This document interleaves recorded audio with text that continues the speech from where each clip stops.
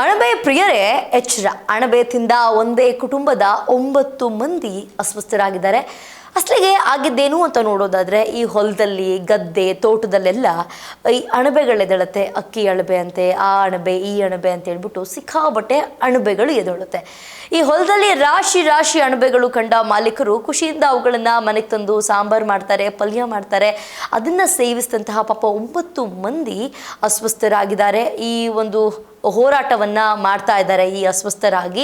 ಅಷ್ಟಕ್ಕೂ ಅಸಲಿಗೆ ಆಗಿದ್ದೇನು ಅಂತ ನೋಡೋದಾದ್ರೆ, ಹೇಳಿ ಕೇಳಿ ಇದು ಮಳೆಗಾಲ. ಮಳೆ ಆರಂಭವಾಗ್ತಿದ್ದಂತೆ ಕೆಲವೊಂದು ಟೈಮು ಗುಡುಗು ಮಿಂಚು ಸಿಡ್ಲು ಬರ್ತಿದ್ದಂಗೆ ಹಳ್ಳಿಗಳಲ್ಲಿ, ಹೊಲ ಗದ್ದೆ ಹಾಗೂ ಬಯಲು ಪ್ರದೇಶಗಳಲ್ಲಿ ಅಣಬೆಗಳು ಏಳೋದು ಸರ್ವೇ ಸಾಮಾನ್ಯ. ಈ ಅಪರೂಪದ ಅಣಬೆಗಳನ್ನ ಕಂಡ ತಕ್ಷಣ ಜನರು ಅದನ್ನ ಮನೆಗೆ ತಗೊಂಡೋಗಿ ಅಡುಗೆ ಮಾಡಿ ಸವಿತಾರೆ. ಆದರೆ ಹೀಗೆ ಅಣಬೆ ತಿನ್ನುವ ಮೊದಲು ಒಮ್ಮೆ ಎಚ್ಚರಿಕೆ ವಹಿಸೋದು ಉತ್ತಮ. ಇಲ್ಲದಿದ್ದರೆ ನಿಮ್ಮ ಜೀವಕ್ಕೆ ಅಪಾಯ ಬರಬಹುದು. ಬೆಳಗಾವಿ ಜಿಲ್ಲೆಯ ಚಿಕ್ಕೋಡಿ ತಾಲೂಕಿನ ಉಮರಾಣಿ ಗ್ರಾಮದಲ್ಲಿ ಇಂಥದ್ದೇ ಒಂದು ಆತಂಕಕಾರಿ ಘಟನೆ ಕೂಡ ನಡೆದಿದೆ. ವಿಷಪೂರಿತ ಅಣಬೆ ಸೇವಿಸಿ ಒಂದೇ ಕುಟುಂಬದ 9 ಮಂದಿ ತೀವ್ರ ಅಸ್ವಸ್ಥರಾಗಿದ್ದಾರೆ. ಈ ಉಮರಾಣಿ ಗ್ರಾಮದ ಜಿದ್ದಿಮನಿ ಹಾಗೂ ಕೋಳಿ ಕುಟುಂಬದ ಸದಸ್ಯರು ಹೊಲದಲ್ಲಿ ಕೆಲಸವನ್ನ ಮುಗಿಸ್ಕೊಂಡು ಮನೆಗೆ ವಾಪಸ್ ಬರುವಾಗ ಅಲ್ಲಿ ಬೆಳೆದಂತಹ ಅಣಬೆಗಳನ್ನ ಕಿತ್ಕೊಂಡು ಮನೆಗೆ ತಗೊಂಡು ಬಂದಿದ್ದಾರೆ. ಅಣಬೆ ಕಂಡ ಖುಷಿಯಲ್ಲಿ ಮನೆಯಲ್ಲಿ ಅಡುಗೆ ಮಾಡಿ ಎಲ್ಲರೂ ಕೂಡ ಊಟವನ್ನು ಮಾಡಿದ್ದಾರೆ. ಆದರೆ ಊಟ ಮಾಡಿದ ಕೆಲವೇ ಹೊತ್ತಿನಲ್ಲಿ ಎಲ್ಲರಿಗೂ ಕೂಡ ವಾಂತಿ ಹಾಗೂ ಬೇದಿ ಕಾಣಿಸಿಕೊಂಡಿದ್ದು ಮನೆಯಲ್ಲೇ ನರಳಾಡತೊಡಗಿದ್ದಾರೆ.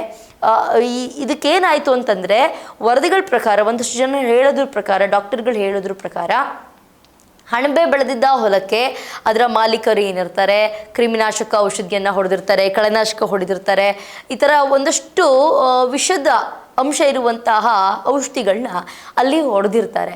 ಅದು ಗೊತ್ತಿಲ್ಲದಲೇ ಈ ಕುಟುಂಬದ ಸದಸ್ಯರು ಏನು ಮಾಡಿದ್ದಾರೆ, ಆ ಅಣಬೆಯನ್ನು ಕಿತ್ಕೊಂಡು ತೊಗೊಂಡು ಬಂದಿದ್ದಾರೆ. ಈ ಕೀಟನಾಶಕದ ಅಂಶ ಅಣಬೆ ಒಳಗಡೆ ಸೇರಿದ ಪರಿಣಾಮ ಅದು ವಿಷವಾಗಿ ಮಾರ್ಪಟ್ಟು ಇಡೀ ಕುಟುಂಬ ಅಸ್ವಸ್ಥಗೊಳ್ಳಲು ಕಾರಣ ಆಗಿದೆ. ಒಬ್ಬರಲ್ಲ, ಇಬ್ಬರಲ್ಲ, 9 ಜನ ಈಗ ಎಲ್ಲರೂ ಕೂಡ ಆಸ್ಪತ್ರೆಗೆ ದಾಖಲಾಗಿದ್ದಾರೆ. ತೀವ್ರ ಅಸ್ವಸ್ಥಗೊಂಡ 9 ಜನರನ್ನ ತಕ್ಷಣವೇ ಚಿಕ್ಕೋಡಿ ಸರ್ಕಾರಿ ಆಸ್ಪತ್ರೆಗೆ ದಾಖಲಿಸಿ ಚಿಕಿತ್ಸೆ ಕೂಡ ನೀಡಲಾಗ್ತಾ ಇದೆ. ಈ ಪಾಪ ಅಸ್ವಸ್ಥರಲ್ಲಿ ಒಬ್ಬರು ಪಾಪ ಗರ್ಭಿಣಿ ಮಹಿಳೆಯಾಗಿದ್ರು. ಅವರನ್ನ ಹೆಚ್ಚಿನ ಚಿಕಿತ್ಸೆಗಾಗಿ ಬೆಳಗಾವಿ ಜಿಲ್ಲಾ ಆಸ್ಪತ್ರೆಗೆ ಕೂಡ ಅವ್ರನ್ನ ರವಾನಿಸಲಾಗಿದೆ. ಸದ್ಯ ಚಿಕಿತ್ಸೆ ಪಡೆಯುತ್ತಿರುವ ಎಲ್ಲರೂ ಕೂಡ ಪ್ರಾಣಾಪಾಯದಿಂದ ಪಾರಾಗಿದ್ದಾರೆ ಅಂತ ವೈದ್ಯಕೀಯ ಮೂಲಗಳು ಕೂಡ ತಿಳಿಸಿವೆ. ಎಚ್ಚರ ಇರಬೇಕು ಇದ್ರ ಮೇಲೆ. ಮಳೆಗಾಲದಲ್ಲಿ ಎಲ್ಲೆಂದರಲ್ಲಿ ಬೆಳೆಯುವಂತಹ ಅಣಬೆಗಳ ಬಗ್ಗೆ ಜಾಗ್ರತೆ ಕೂಡ ಇರಬೇಕು. ಹೊಲಗಳಲ್ಲಿ ಬೆಳೆಯುವಂತಹ ಅಣಬೆಗಳ ಮೇಲೆ ಕ್ರಿಮಿನಾಶಕಗಳು ಬಿದ್ದಿರುವ ಸಾಧ್ಯತೆ ಕೂಡ ಹೆಚ್ಚಿರುತ್ತೆ. ಯಾವುದಾದ್ರೂ ಔಷಧಿಯನ್ನು ಸಿಂಪಡಣೆ ಮಾಡಿರ್ತಾರೆ, ಆ ಅಣಬೆ ಪೂರ್ತಿಯಾಗಿ ಹೀರ್ಕೊಂಡಿರುತ್ತೆ. ನೀವು ಅಡುಗೆ ಮಾಡಿದಾಗ ಆ ವಿಷದ ಅಂಶ ನಿಮ್ಮ ದೇಹದೊಳಗಡೆ ಸೇರಿಕೊಳ್ಳುತ್ತೆ.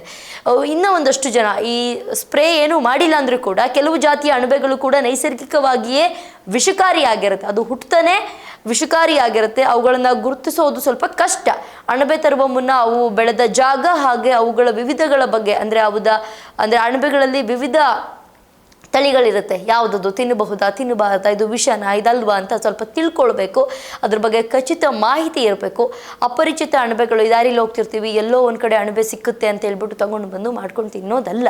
ಕೆಲವೊಂದು ಅಣಬೆಗಳು ಹುಟ್ಟುತ್ತಾನೆ ವಿಷಕಾರಿಯಾಗಿ ಹುಟ್ಟಿರುತ್ತೆ. ಅದನ್ನು ತಿಂದರೆ ಸಾಯುವಂಥ ಸಂಭವ ಕೂಡ ಹೆಚ್ಚಾಗಿರುತ್ತೆ. ಯಾವುದೇ ಆಸ್ಪತ್ರೆ ಕರ್ಕೊಂಡು ಹೋಗಿ ಉಳ್ಸೋಕ್ಕಾಗಲ್ಲ. ಈ ಥರದ್ದು ಕೂಡ ಹೆಚ್ಚಾಗಿರುತ್ತೆ. ಹಾಗಾಗಿ ನೋಡಿಕೊಂಡು ಯಾವುದು ತಿನ್ನಬೇಕು, ಯಾವುದು ತಿನ್ನಬಾರ್ದು ಅಂತ ಮೊದಲೇ ತಿಳ್ಕೊಬೇಕು. ಪಾಪ ಇದು 9 ಜನದಲ್ಲಿ ಒಬ್ಬ ಮಹಿಳೆ ಪಾಪ ಗರ್ಭಿಣಿ, ಆಕೆಯನ್ನು ಕೂಡ ಬೇರೆ ಆಸ್ಪತ್ರೆಗೆ ದಾಖಲಿಸಲಾಗಿದೆ.